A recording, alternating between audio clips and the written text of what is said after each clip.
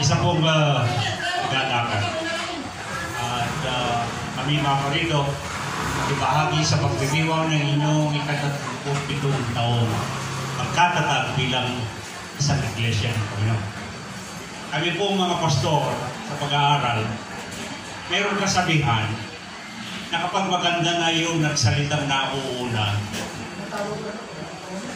maganda naman na naunang nagsalita yung susunod, huwag na magsalita. Salamat, Bishop Sir Will. Mula po ilang araw nang tinatanong po kina ating mga kapaggagawa, pastora, kung ano talaga ang paksang inyong ibig talakayin na magiging paksang pagdiriwang ng ika-37 anniversary. Nakita po ang pangalan ng inyong iglesia naririto, The Messiah Living Stone. Napaganda po niya. At ang talatang nababagay dyan, ngayon ko lang po nakita yan, ang pangalan. Hindi ko alam ang pangalan, anak ko, CC Outreach lang. Ngunit kung mayroong talata sa Biblia na magandang batayan, upang sa ating pagdiriwang ng matagumpay ay ika-37 taon ng pagdiriwang bilang Iglesia ng Panginoon, the Messiah Living Stone, ay walang iba kundi ang talata na masusumbungan sa Gawa, Kabanatang 4, talatang 11 at 12, na kung saan ay tinutukoy ang ganitong mga pangusap. Itong itinakwil na bato na mga nagsisipagtayo ng bahay ay siyang naging batong panulok. At sa kanino mang pangalan ay walang ibang pangalan na ibinigay sa sukat ng langit, sa ilalim ng langit, na sukat na ikaligtas ng bawat isa. Maliban sa pangalan ito, ang pangalan ni Jesus. At talakayin ko po yan. Nakita ko dito sa libro nyo yung Mateo 16:18. Sikapin ko kung pagtapuin sa maiksing panahon. Ang pag-aalam ko naman ay anniversary po ito at may kainan. Pwede tayo magtagal ng konti. Hindi naman kayo mabubudog. At sa garo lang. Alam po ninyo, para maging magandang ang ating usapan. Nung ako po ay nagpastor sa Amerika, sa mga Latino, Spanish-speaking, mga Kastila. Sa Amerika po, mapaghahalata po kung alin ang simbahan at hindi simbahan. Madaling mapaghalata sa Amerika. Sa dalawang paraan po. Una, kapag walang laman ng upuan sa unahan, simbahan niyo. Kasi lahat gusto sa likod. Ito kasi po ang pangalawa. Pag hindi kayo makatulog sa Amerika at pupunta kayo sa isang doktor, re-resetahan kayo. Bakit hindi kayo makatulog? Ang reseta ng doktor, pumunta kayo sa simbahan, tiyak makakatulog kayo. Tama po ba?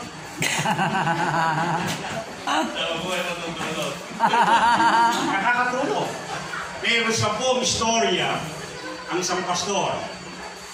Sa tuwing tatayo siya dito sa libran ng pulpito, may isang kapatid, mapaghalata siya palaging huli at sa kanya yung huling upuan. Parang pagkaari niya yung huling upuan na makakaupo. Huli na siya sa huling upuan. Pagtayo ng pastor dito sa pulpito, sasabayan niya ng sa kadalasan pong ginagawa niyo, parang medyo pastor ay nairita. Tinutulugan siya, nakikinig. Sabi ng pastor, puhulihin ko itong kapatid nito. Sabi niya ganito, kayo niya, yumuko yung kapatid sa huli na, sa uling upo pa. Sabayan na.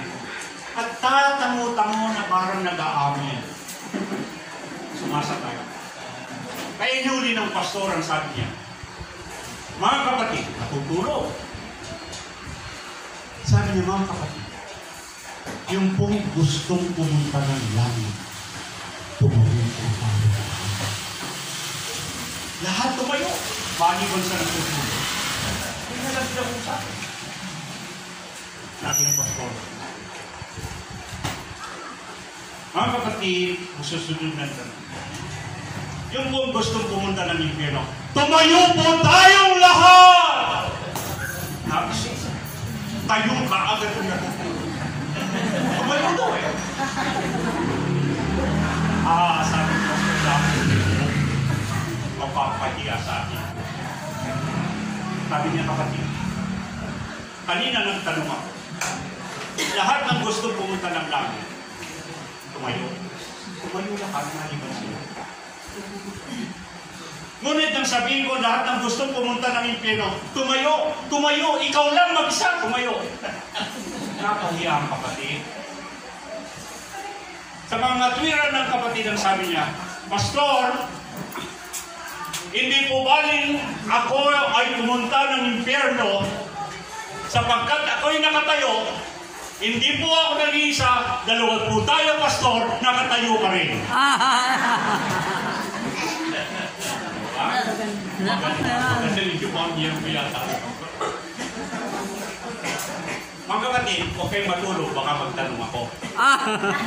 Asahan po ninyo, sa mga nangangaral, kapag daw napahaba ang iyong sermon at umabot ng 15 minutos lang, naaantig, gumagalaw ang damdamin ng mga nakikinig. Subalit kapag napahaba ka ng isang oras, hindi po puso ang naantig, hindi damdamin na nagagalaw, kundi yung mga upuan. Ibig sabihin po na ayaw na makinig. Sisikapin ko po na huwag tayong maging mahaba at huwag kayong makatulog at sisiguraduhin ko hindi ko kayo kasamang pupunta ng impyerno. Ang sabi ng mga Mateo 16:18, itong talata ni Jesus. Sinabi ito ni Jesus, ating Panginoon. Ang sabi niya, Pedro, sapagkat nagtanong ang Panginoon, Jesus na Kristo ng ating tagapagligtas. Anong sinasabi ng tao? Sino? Sumagot si Pedro na, ikaw, ang sabi niya, ang Kristo ng Diyos, ang Mesyas. Kasi po yung salitang Mesyas sa wikang Hebreo, yun yung Masiya. Yun ay ibig sabihin yun yung sinugo. Yun yung pinahiran at pinaparito ng Diyos upang magligtas. Ang tawag ng mga Hebreo dyan, lalo na sulungan naman, Masiya. Katong Masiya ng salitang Kristo sa wikang Hebreo. Pareho lang po ibig sabihin ng Masiya at Kristo. Nagkapalit lang ng lingwa. Sabi niya, ikaw ang Kristo ng Diyos. Ikaw ang Mesyas. Ikaw ang tagapagligtas na sinugo ng ang sabi ng Panginoon. Ikaw na Pedro, sa batong ito, itatayo ko ang aking Diyos. Sa wikang Grego po, ang Pedro, ibig sabihin Petros, malaking bato, maliit na bato. Yung ikalawang bato na tinukoy ng Panginoon ay Petra, malaking bato. Ang pagkakamali ng mga nagpapaunawa, akala ay tinayo ni Kristo Jesus sa kanyang iglesia kay Pedro, hindi. Kundi doon sa mas malaking bato. Mamaya pag-usapan natin yung malaking bato. Iugnay ito. Sabi niya, itatayo ko ang aking iglesia. At maging ang pintuan ng Hades sa hindi mananaiglaban nito. Narito po tayo sa 37 taong pagdiriwang. Bakit tayo nagdiriwang? Ano ang dahilan ng ating pagdiriwang? Napakalakang tanungin natin ang bawat isa upang lalong maging may saysay at kabuluhan. Bakit nga ba po tayo narito nagkakatipon magdiwang na 37 taon ng pagkakatatag ng iglesia nito Sa anong dahilan? Nais po natin paunawa ang ilang talata sa Mateo 16:18 na yung talata na ngayon ko lang nakita talata. Unawain po natin ang pagkakatatag ng isang iglesia. Mayroong malaking pagkakamali sa pag-uunawa kung ano ang iglesia. Ito pong bulwagan na ito, hindi po ito iglesia. Sapagkat ang salitang iglesia, Tagalog na po yan, galing sa Kastila, ako nagpastor sa mga sila, galing na sa salitang Latin, ecclesia, at galing sa salitang Grego, ecclesia. Ang tinukoy ng Panginoon na kanyang bubuin, itata, ay isang ecclesia. Hindi po yung English kasi natin church ay hindi tama. Sapagkat yung salitang English na church, nakabihasa na natin ang church. Nanggaling po ang salitang church sa isang lumang salitang Aleman na English na ang pinanggalingan ng salitang English sa Aleman na salita ay Kirche o Kirche. At pagkatapos sa paglipas ng panahon, yung salitang Aleman na Kirche o Kirche isinalin sa English na church. Maganda po po naman ito.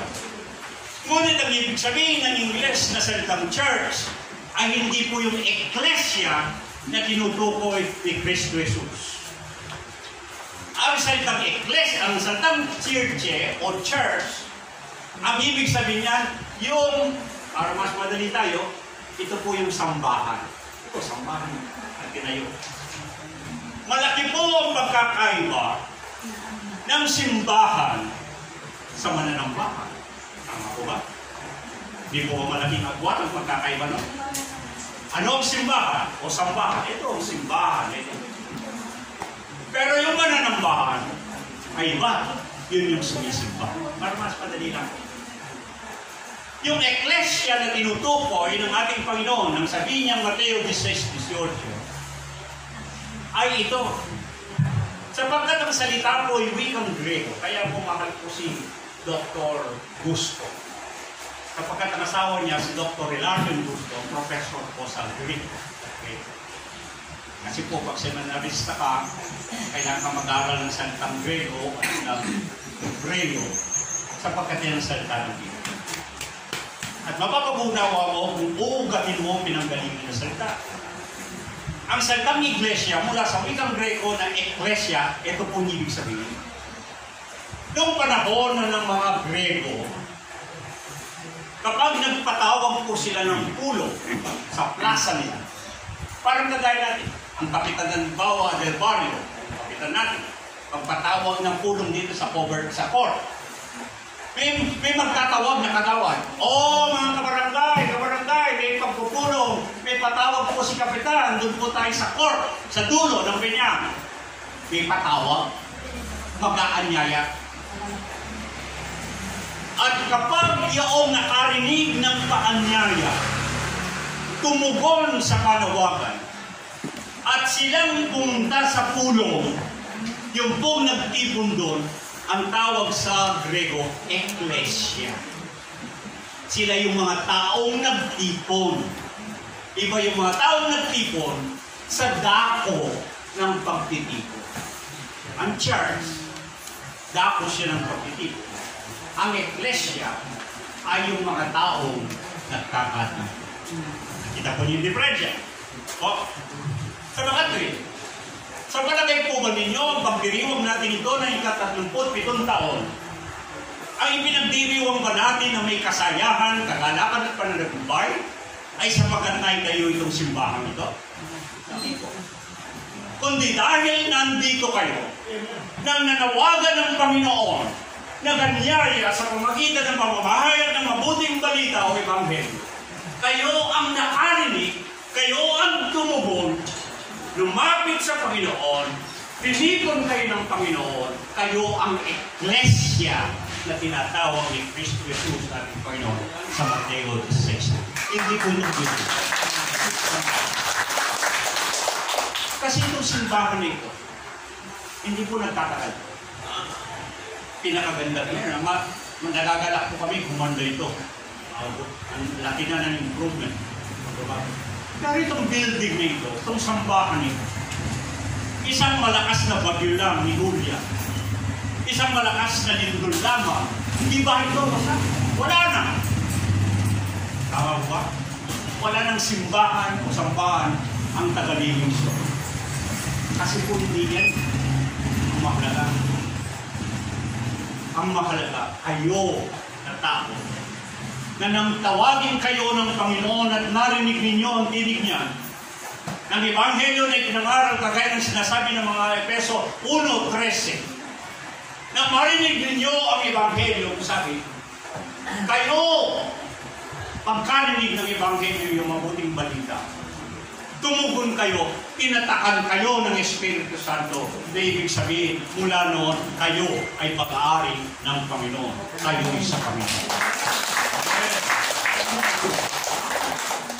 Anong sabi po? Ang nagsasalita ay si Kristo Jesus nating Panginoon. At ito po ay mahalaga. Ang sabi niya, itatayo ko ang aking Kristo.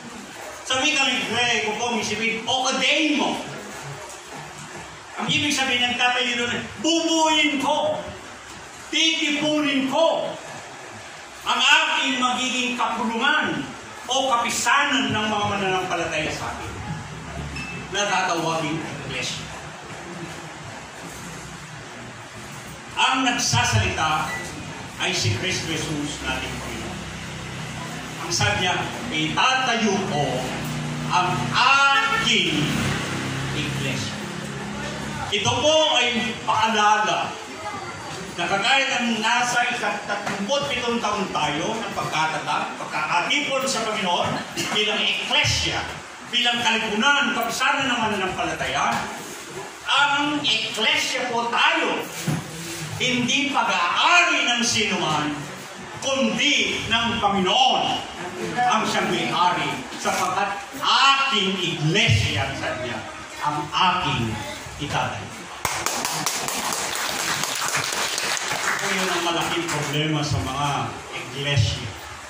Sinasarili minsan ng isang pastor, ng isang tagapuno, na parang sa kanya ang pag-aari niyan. Hindi po. Ang nagmamay-ari ay wala iba kundi si Kristo Jesus. Pag paminasa ninyo yung Efeso, siya ang ulo. At sa pag-ibig ni Kristo sa mga mananampalataya sa Kanya, ang tinipon sa Kanyang pangalan, ang tumugon sa Kanyang panyaya at panawagan, na siyang Kanyang Iglesia o kapisanan ng mananampalataya, inibig niya at ibinigay pa niya ang Kanyang buhay para sa kanila.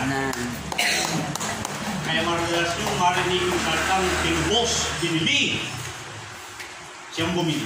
Tatanungin ko.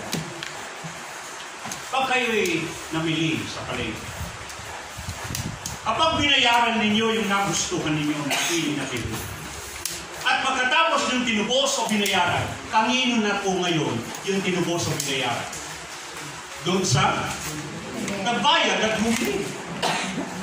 Si Kristo Jesus ang nagbayad sa pamagitan ng kanyang kamatayan. Binili tayo sa malaking halaga. Ang sabi ng unang Pedro 1:3, hindi na ng ginto, hindi sa pamagitan ng bayad ng pilak o namang mahalagang bato, kundi ng mahalagang dugo ni Kristo Jesus nating Panginoon. Yun ang pinambayad. Ibig sabihin, buhay ni Kristo Jesus ang ibinayad para sa kanyang iglesia. Kaya sa kanyang iglesia, hindi kami yun. Mahalaga po yun. Kaya nagkakagulo po minsan. Kaya aabot na yung 37 hanggang napakabang taon, nagkakaaway, nagkakagulo. Kanya-kanyang takay ng mesa, ng mikropono, ng mga lahat ng gamit. Kasi ang palagay ng bawat siya, pag-aari ko ito, akin ito. Hindi po. Maliwanag na kailangan alalahanin. Kami, iglesia, ay kay Christmas Cross. Hindi lang kami. Siya nagbayad, boss ng kanyang buhay. Binili ng kanyang mahalagang para sa kaligtasan ng lahat ng nananampalataya. Itatayo ko sa kanyang ating Diyos. At pagkatapos na sabihin niya, itatayo ng kasunod na sabi, I will build my church. My church. Sabi ni Kristo. Kanya. And even the gates of hell. Even the gates of hell. Tatatundugin ko. Itatayo ko ang aking iglesia. At sabi niya, at maging ang pintuan ng Hades. Teka po. Ano ba yung Hades? Ang Hades ay salitang Grego. Pag meron kayong Biblia, nakakutipan, ang Hades ay wikang Grego. At pag pumunta kayo sa lumang tipan, sa salitang Hebreo, ang Hades ay tinatawag namang Sheol. Sheol sa Hebreo, Hades sa Grego, pagdating nyo sa Latin, Impyernum. Kastila, Impyerno, Tagalog, Impyerno. Kaya yung Sheol, Hades, Impyerno, isang lugar lang. Tapos po ito yun. Kami na. Alam ko kanina doon sa Payatas, ng Smoky Mountain doon, yung kapalan ng basura. Naniyan po ako sa isang anibersaryong kagaya nito. Paradise Baptist Church. Nagkataon na po nag-jeep lang. Ang gagay naman. Iingal po ako, naglakad ako ng langit sa kanto. Makita ko ng lugar nito. Sumakay ako ng jeep. Nagulat ako. Bawal katabi ko, papaka. Sabi ng isa, Mama, baba mo ako sa Tartarus. Tartarus? Isa, Mama, baba mo ako sa Hades. Lalo akong nagulat nang sabihin ng isa, Mama, dyan ako sa Impyerno. Ngayon po pala, ang mga kalsada nila, ang pangalan, Impyerno, Hades, Tartaro. Kaya pala yung Baptist Church na magsasalita ako, Paraiso ang tagi. Kaya Paradise Baptist Church. Ang ibig ko sabihin, kaya dito nakaseryoso ang usapan, Sheol, Hades, Impyerno. Ang Pilipino, mahulay pa rin buwan ng katatawanan. Nang sabihin ng Panginoon, itatayo ko ang iglesia, bubuhin ko ang mga kapisanang mananampalataya. Bubuhin pa lang niya. Walang pinakaiba sa isisilang pa lang niya. Aba, may Hades agad siyang binanggit. Ang Sheol po, ang Hades, at ang Impyerno sa Biblia, ibig sabihin, dako o lugar ng kamatayan, a place of death. Kaya yung mapatay, hindi mo pumunta ayon sa mga paniniwala, di ba? Bahala ka kung sa Sheol ka, sa Hades o Impyerno. Bahala na ako kayo. Kaya mamaya magtatanong ko ako yung gusto pumunta ng langit. Baka mahuli kayo. Ang Sheol, Hades, Impyerno, isang dako ng kamatayan. Matintiman ninyong pakaisipin. Isisilang pa lang ng Panginoon ang kanyang iglesia. Meron ng papatay. Di ba? Tatayin pa lang ang iglesia. May Sheol, Hades na. Impyerno, nagdako ng patay. Isisilang pa lang ang kanyang iglesia. Meron ng puwersa ng papatay. Ano po ibig sabihin? Sabi po. Sabi niya, at maging ang pintuan ng Hades ay hindi mananay laban sa kanyang iglesia. That even the gates of hell shall not prevail against his church. Hindi ko mananay. Yung pong ibang mga ngaral, medyo pinabalaktot ng comment ko.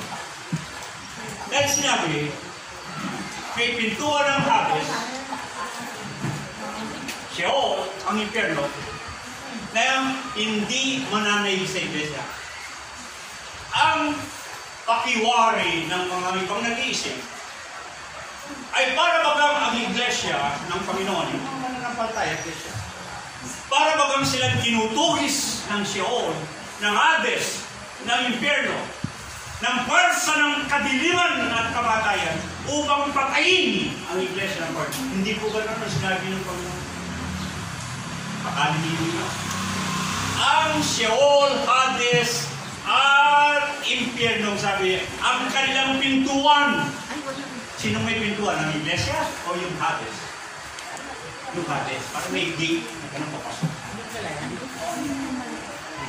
Kaya po sa isang doktrina. Pero pag dinalakay ko itong doktrina ito, alas 2 tayo mananagod. May pintuan daw. May pinapasok na pintuan papunta sa Sheol, Hades, impyerno. Ang sabi ng Panginoon, yung pintuan na yun ay hindi makakapanay. Ibig sabihin, hindi ang impyerno, hindi ang Sheol, hindi ang Hades, hindi ang pwersa ng kadiliman at ng kamatayan ang siyang gustong pumasok at patayin ng iglesia ng Panginoon. Kundi ang iglesia ng Panginoon ang dumutugis at pinagsasara ng pintuan ng Hades, ng Sheol at impyerno sapagkat hindi niya kaya ang kapangyarihan ng iglesia ng Panginoon. Amen. Para makinaw ng dito sa way. Ay ganito. 30 taon. Noong magsimula ang CCL dito, ating mga kamag-anak, binuksan ang gawain dito hanggang magiging iglesia. Alam ko na niyo. Noong pa lang, taon-taon, unang ilang buwan, unang taon, pinipigilan tayo ng Sheol, ng Hades, na magkaroon ng living Messiah, living stone dito. Tama ba? Marami kayong pinagdaanan ng mga suliranin, hinahadlangan na huwag may silang ang iglesia ito dito sa lugar. Marami tayong narinig na mga kaganapan, mga balakid. Ngunit ano nangyari? Sapagkat kahit na ang impyerno, Sheol, Hades, ang lahat ng pwersa ng kadiliman, huwag papasukin, sinasarad ang pintuan ng petsayan dulo, nakapasok ang Ebanghelyo at naitayo ng matagumpay. The Messiah living.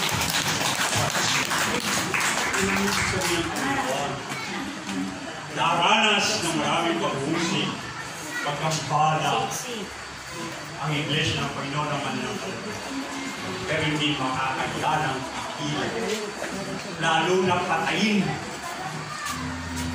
ng pwersa ng kadiliman, ng kamatayan, ang pagsilang ng isang iglesia. Nag-umpisa pa lang. Mayroon. Pag sinabi po ninyo, basahin po rin. Mateo 16:18. Ipinaliliwanag ng Panginoon kung ano ang kanyang iglesia. Ano tayo? Dalawang bagay. Una, nang sinabi niya na itatayo ko ang aking iglesia at maging ang pintuan ng Hades ay hindi mananaig laban dito. Ibig sabihin ng iglesia ng Panginoon, yung kalipunan, kalipunan, kapisanan, katawan ng mananampalataya.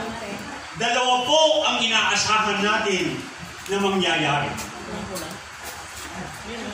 Dalawang bagay ang mangyayari. Una, ang iglesia ng Panginoon ay isang iglesyang nakikipagpunyagi. The Church of Christ is a church with a constant struggle. Ang pakikipagbuno, pakikipaglaban sa pananampalataya ng iglesia ng Panginoon ay may higpit na pakikipaglaban sapagkat ang ating kinakaharap ay ang balsa ng Sheol, Hades ng impyerno. Salamat sa Diyos. Nandito kayo. Nakatagal kayo sa itong bata na sa ilan. Kapag din, ang iglesia ko lang kayo.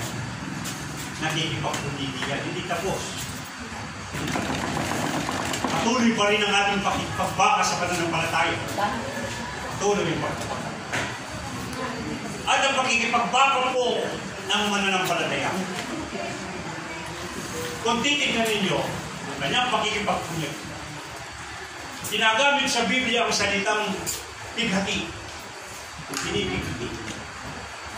Sinasabi sa wikang Ingles na tribulation.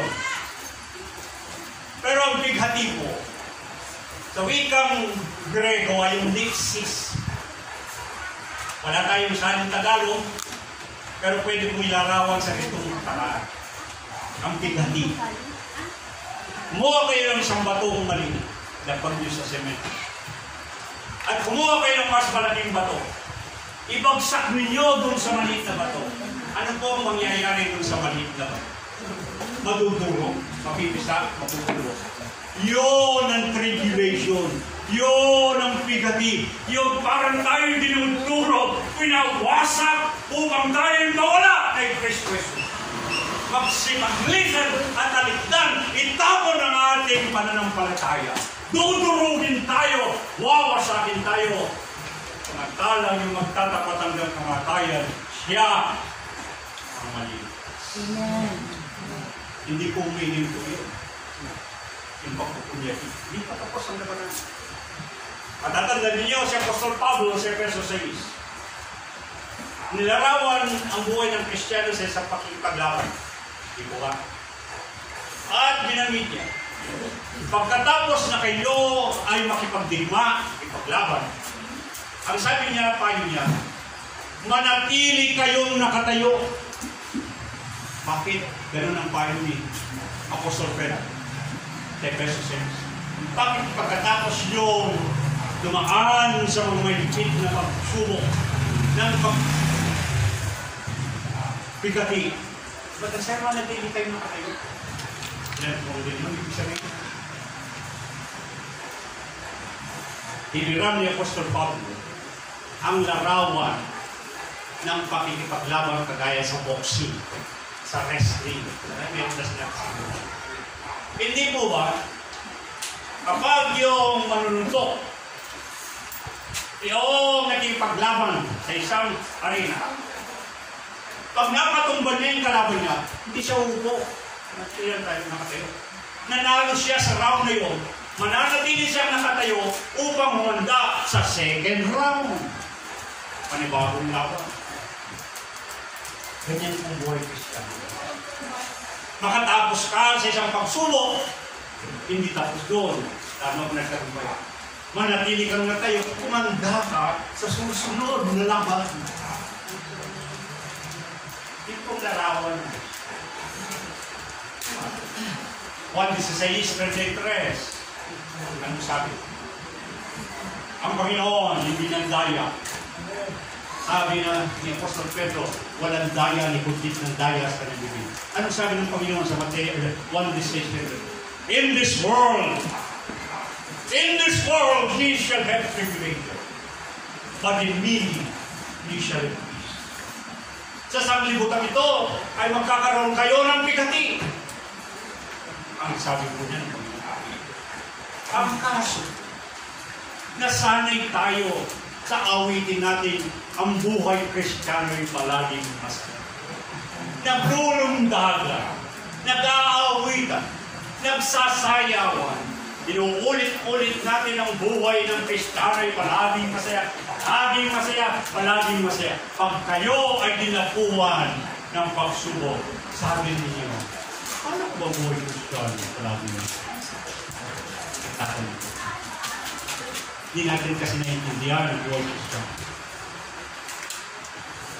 Kung ako ay nagpapastor sa mga Kastila, basahin niyo ang Biblia Kastila sa unang Pedro 4:2. Ang sabi, amados, no sorting the skies, Si Osman Descais, no surprise Descais. Mga pinakaiibig naman kapatid. Kung kayo'y sinusubok, huwag niyong ituring na ito'y parang hindi, parang ito'y ibang pangyayari. Huwag kayong magulat, huwag kayong masorpresa kung kayo'y sinusubok. Marami pong Kristiyanong magugulatin. Pag nasubok, nagugulat ang sabi, ang buhay, bakit ang buhay ng Kristiyano ay masaya, pero bakit ba ngayon malungkot? Kung kailan ako natatapat sa Panginoon, kung kailan na alam ko masigasig at mainit ako nagpupursigi sa paglilingkod sa Panginoon, lalo naman dumarami at may pinapagsubok sa akin. Tama po. Alam niyo po mga kapatid,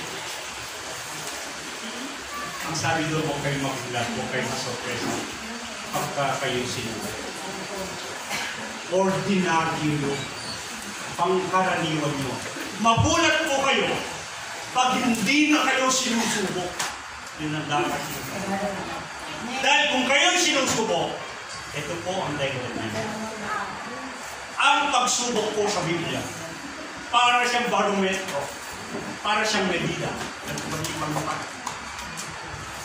Ang sabi ni Apostol Pablo kay Timoteo, he who lives godly, the more he shall suffer tribulation. Ika niya yung lalong magtatapat, magpapakabanal sa Panginoon. Siya ang lalong maraming pagsubok. Kaya sabi ko, mas magulat ka pag wala kang pagsubok kaysa doon sa sinusubok ka. Alam mo ba niyo bakit? Dahil masusukat niyo kung gaano kayo kalayo o kalapit sa Panginoon sa pagsubok na dinaranas niyo.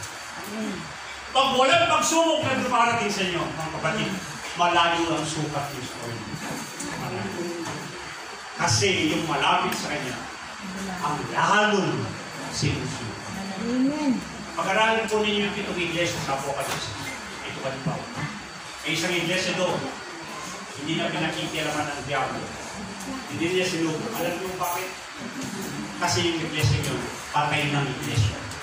Hindi na niya gagambalayin. Patay na. Pero kapag ang iglesia ng Panginoon ay buhay, masigasig, nagminigas ang pananampalataya, ang kanilang espiritu ay talagang manina. Yun ang gagambalayin ng diablo. Nakita mo na. Kaya dapat ang panalangin ng Kristiyano. Upang maging malapit sa Panginoon, Panginoon, dagdagan mo ang pagsubok. Pero wala na nanalangin sila. Bella, balik po ako Mateo 16. Ang iglesia ng Panginoon ay tatayo niya, hindi lang nakikipagpunyagi. May paglaban, Hades, Sheol, kundi ang sabi po, at ang pinto ng Hades o Inferno, kailanmay hindi mananay, it will never overcome the church